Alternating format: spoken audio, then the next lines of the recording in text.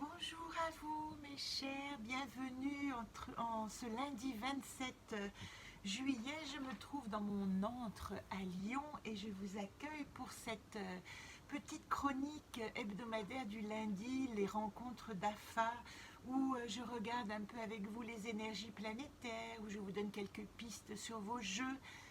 Anacarte si vous en avez, comment tirer les cartes, où est-ce que nous en sommes.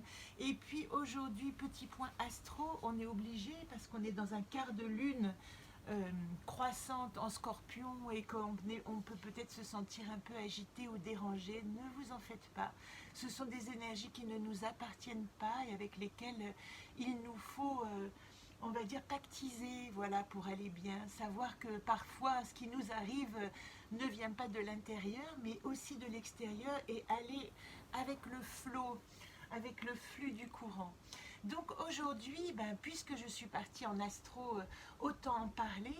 Nous sommes le 27 juillet. Le 27 juillet, nous sommes exactement au quart de cette lune croissante. Lune en scorpion, voilà les seuls mots-clés que j'aurais envie de vous dire, c'est hausse de la sensibilité, en même temps avec toujours ce Mars en bélier qui va rester un moment, il y a une fougue et une envie d'action et de réaction qui n'est pas forcément coordonnée avec on va dire l'exacerbation des sentiments, donc vous risquez de vous sentir un petit peu agité. Ne vous en faites pas parce que Vénus en même temps est en Gémeaux en signe ami et elle donne envie de se réjouir et d'être plutôt heureux, et j'ai juste envie de vous dire laissez derrière vous tout ce qui est un peu lourd, toutes ces Saturnes, vous voyez, toutes ces visions, carcans social, conflits, etc. Essayez, vraiment je vous conseille d'essayer de vous retirer le plus possible du monde et de laisser ces énergies traverser, parce qu'elles ne sont pas confortables si on a envie vraiment de créer comment dire, une activité maintenant avec le monde. Moi je ne crois pas que ce soit tout à fait le moment de nous développer, mais c'est plutôt le moment de penser à nous réorganiser, de repenser notre manière d'être au monde, et tout, quelque part, confirme l'invitation à un comportement un petit peu plus au calme. Ça ne veut pas dire non vigilant, mais un petit peu plus en retrait et en tout cas pas agressif dans l'envie de faire. Alors, si vous vous rappelez de cette roue là que je vous montre maintenant régulièrement, qui est dans mon jeu Solune, le jeu des gardiennes, où il y a également le chemin de vie des gardiennes, nous sommes aujourd'hui arrivés à celle qui aime toute chose. Sa couleur, c'est le jaune, je vous en ai parlé la semaine dernière. Et dans cette deuxième semaine qui est toujours croissante, hein, nous sommes toujours dans le cycle nouvelle lune à pleine lune, nous n'arriverons au cycle suivant avec Chesme, l'amour, qu'à partir du 3 août, qui est la date de la prochaine pleine lune dans ce cycle. Eh bien nous sommes vraiment invités, et avec les astres aussi, à nous relier à nos désirs de notre enfant intérieur. Je ne saurais que le répéter, essayez de vous rappeler de tout ce qui, enfant, vous a donné envie d'être au monde, vous a donné envie de développer une grâce, un savoir, un pouvoir, un rapport humain, et qui vous a, d'une certaine manière, estampillé, c'est ce que vous êtes et qu'il est important de retrouver aujourd'hui. Alors c'est pourquoi aujourd'hui, donc je vous parle très rapidement de Solune, allez voir les cartes et puis on fera un tirage à la fin, donc vous saurez où vous reliez. Je vais rallumer ma petite bougie, il y a beaucoup de vent parce que j'ai mis évidemment le ventilo et ouvert tous les Velux, il fait 35 voire 37 degrés à Lyon. Voilà, est-ce qu'elle va tenir? C'est pas certain, on va la mettre de côté comme ça. Donc, on va dire que mon questionnement du jour, c'est de vous parler de ce fameux calendrier Maya. Pourquoi est-ce que je vous en parle aujourd'hui? Eh bien, tout simplement parce qu'aujourd'hui, dans ce calendrier Maya qui est lié, le calendrier Tzolk'in, qui est lié aux lunes, au cycle des lunes, nous allons rentrer dans une nouvelle année. Voilà, eux aussi, ils ont leur cycle, et il se trouve que pour eux, la dernière année de leur cycle lunaire, le dernier jour de leur cycle lunaire, c'est le 24 juillet. Donc nous venons de le passer. Le 25 juillet est appelé la journée hors du temps. J'avais très envie de vous faire une petite vidéo pour vous l'expliquer, mais j'étais moi-même hors du temps, donc je vous l'explique qu'aujourd'hui. Et le 26 juillet commence à nouveau le cycle des 13 lunes lunaires. Voilà, ça c'est déjà une partie de l'explication. Cette journée hors du temps, je vous en parle très brièvement, mais pour eux, c'est vraiment une journée où il est important de nous relier à nous-mêmes, comme une renaissance. D'une certaine manière, ça correspond aussi à ce saut quantique dans les gardiennes, où nous devons tout à coup prendre conscience de nous, nous occuper de nous. Il est dit que ce 25 juillet, il est important de rester en lien avec justement son enfant intérieur, comme si nous pouvions lui accorder la grâce ce jour-là, de faire ou d'aller vers tout ce dont notre enfant intérieur a envie. Donc ça, c'était le 25. Et puis nous sommes arrivés aujourd'hui, oh, c'est la tempête, d'ailleurs c'est la tempête. Nous sommes arrivés aujourd'hui au 26 et nous allons au 27 même, et nous avons entrepris cette nouvelle année. Alors, je voudrais revenir en arrière pour vous expliquer ce que c'est que le calendrier Maya. Je ne sais pas si vous le savez, mais nous vivons dans un calendrier grégorien qui nous a été imposé par le Vatican aux alentours des années 1580. Et ce calendrier est posé sur les cycles lunaires, donc de 365 virgules des brouettes par an, ce qui fait que nous avons des années du 28 février qui n'existent du 29 février tous les 4 ans pour rattraper ce petit décalage. Ça, c'est nous. Il est dit que c'est un cycle qu'on appelle, qui est sur la synchronisé universellement sur le rythme 12-60. Donc 12 mois de l'année, 62, 2 mois qui vont créer un cycle interne dans ce calendrier, mais lié à la Lune. Or, ce calendrier solaire qui a été utilisé par les Mayas s'appelle le calendrier Ab. Il n'est pas tout à fait exact parce que eux sont axés principalement, fondamentalement sur le chiffre 20. Pour eux, les Mayas comptaient avec les mains, mais ils comptaient aussi avec les pieds. Donc ils ne sont pas dans les décimales de 10, mais ils sont dans les doubles décimales de 20. Voilà pourquoi ce calendrier Ab solaire, on va dire des Mayas, il est basé sur 12 mois, mais sur... pardon, pas 12 mois, 18 mois, c'est très compliqué, j'essaie de vous synthétiser, donc j'y vais doucement. 18 mois de 20 jours. Mais dans cette comptabilité d'un calendrier, je le répète, qui est solaire et qui est plutôt, lui, linéaire, c'est-à-dire qu'il est utilisé pour les cycles des saisons, des moissons, etc. On verra l'autre calendrier après, à quoi il sert. Bref, ce calendrier solaire, il se trouve qu'il donne un total de 360 jours et qu'il existe dans ce calendrier, non pas 1, mais 5 jours hors du temps, où les Mayas l'appelaient le creux, le vide de ces 5 jours, qui n'étaient pas forcément des jours positifs. Donc, ils étaient invités pendant ces 5 jours à cesser toute récolte et à cesser toute activité. Voilà le premier calendrier. Leur deuxième calendrier, celui qui nous intéresse et qui s'appelle le calendrier Tzolk'in, il est plutôt de nature divinatoire. Il nous permet, et c'est leur mot que j'utilise, de recréer une synchronisation de notre énergie de manière universelle sur le rythme donc sacré du 13-20.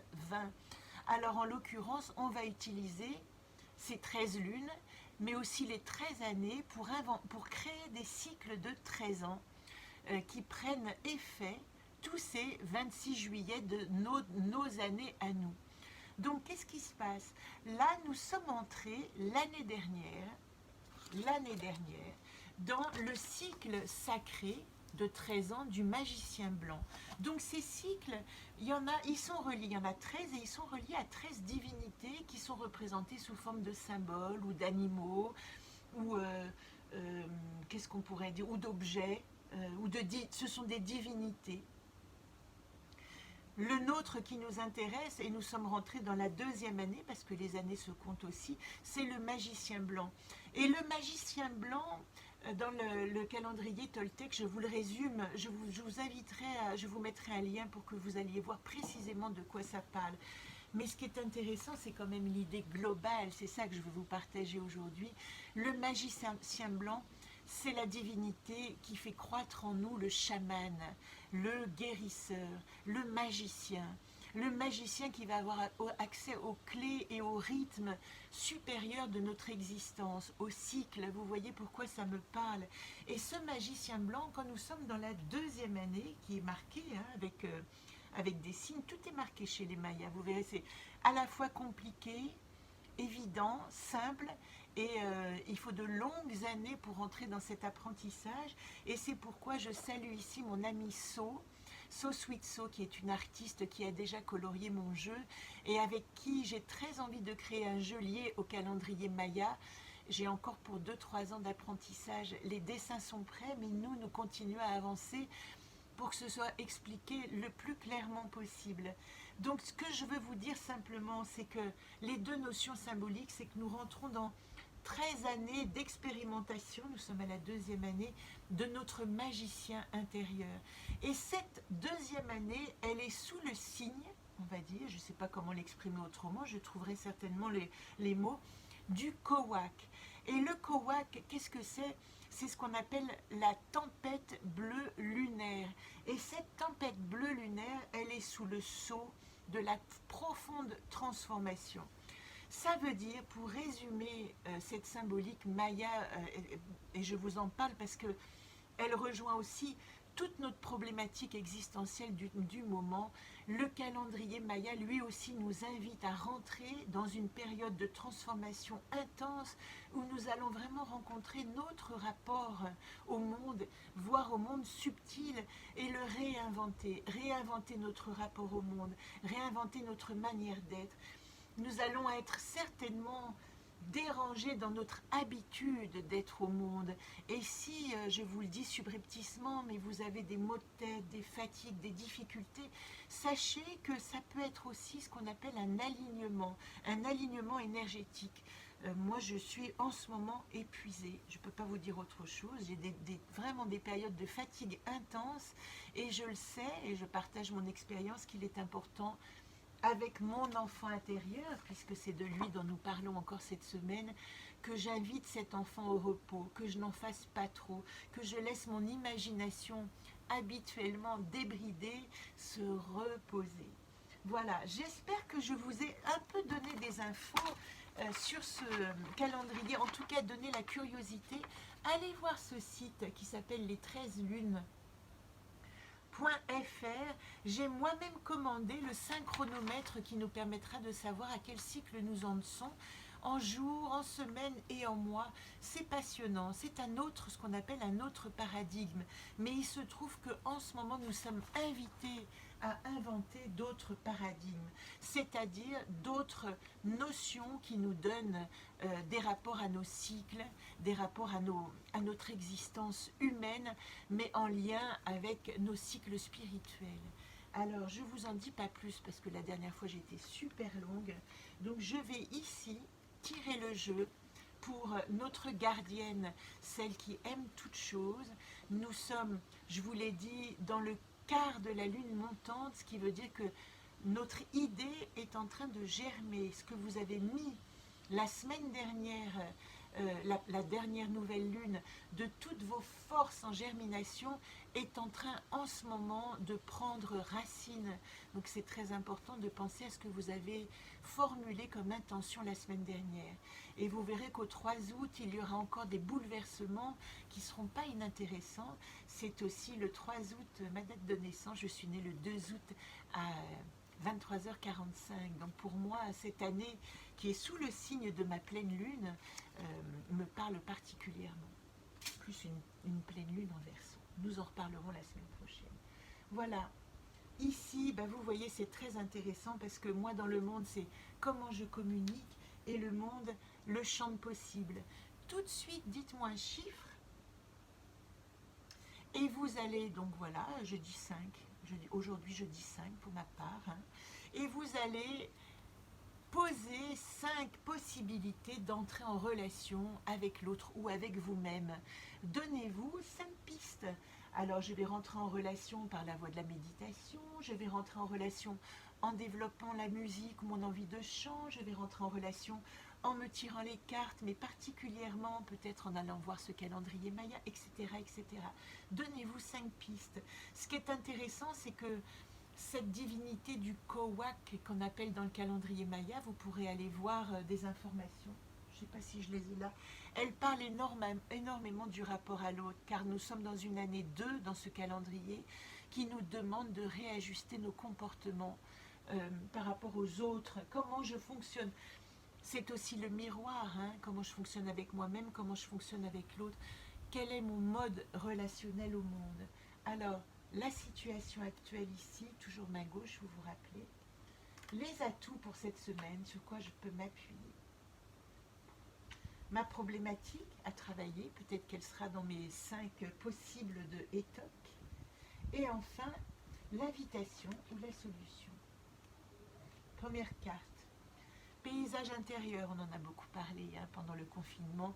Mais alors moi, je vous invite, nous sommes quand même dans une année, quelle que soit la tradition, le cycle et la symbolique, une année naissante.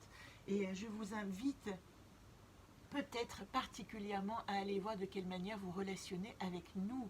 Quand je sors Yodine, le paysage intérieur, c'est comment je relationne avec mes propres paradigmes, mes propres symboles, ma propre manière d'être au monde. Ça, c'est intéressant. Pour cette carte qui nous parlait de entrer en relation avec le monde. Alors, ici, circonspection. Je vous disais tout à l'heure, avec ces énergies lunaires, il y a aussi des risques de friction. Vous savez que j'aime pas trop parler des difficultés, que je parle plutôt des côtés positifs. En l'occurrence, quand même ici, le monde est agité, le monde va s'agiter. Il y a des menaces flottantes encore. On doit remettre nos masques, on nous menace de reconfiner. Moi, je ne saurais trop vous inviter à vous retirer quand même de la foule. Ça ne veut pas dire ne pas rester en contact avec vos proches, mais vraiment privilégier la proximité, je vous invite, et la proximité et l'intimité. Être avec des gens avec qui vous vous sentez bien et sans danger. C'est ça qu'on vous dit avec le gardien. Entourez-vous de gens où vous vous sentez protégé. Ne vous mettez pas en danger. Et ici, Xerda, en problématique, elle insiste sur le fait que, en ce moment, peut-être avec nous-mêmes, exalter toute cette connaissance de soi, mais avec le monde, faire profil bas, ne pas trop en faire, ne pas vous montrer, restez tranquille. Xerda ici, c'est l'excès, c'est la provocation. Quand elle est au début, c'est l'estime de soi, mais quand elle est en problématique, elle nous parle plutôt de trop en faire à l'extérieur. Restez calme, restez tranquille. Et enfin, en solution, c'est une quête de vérité. Tout ce que je vous dis aujourd'hui, qui a l'air de partir dans tous les sens, revient comme les chemins qui mènent à Rome, revient à vous-même. Où en êtes-vous de votre chemin de vérité? C'est la question à vous poser. Et dans ce champ de possibles que vous avez peut-être déjà numéroté, là, quand je vous ai dit, faites votre liste de champs de possibles. Je vais vous remontrer la carte ETOC qui nous parle du champ des possibles. Voilà. Celle-là, elle invite toujours à dire, bon, je suis au carrefour, quelles sont les directions qui sont possibles pour moi? Voilà. Ce jeu, voilà, il est exactement, voilà, j'arrête pas de dire voilà, mais nous y arrivons. Restez centré sur votre paysage intérieur, sur votre rapport tendre et doux et positif avec vous-même.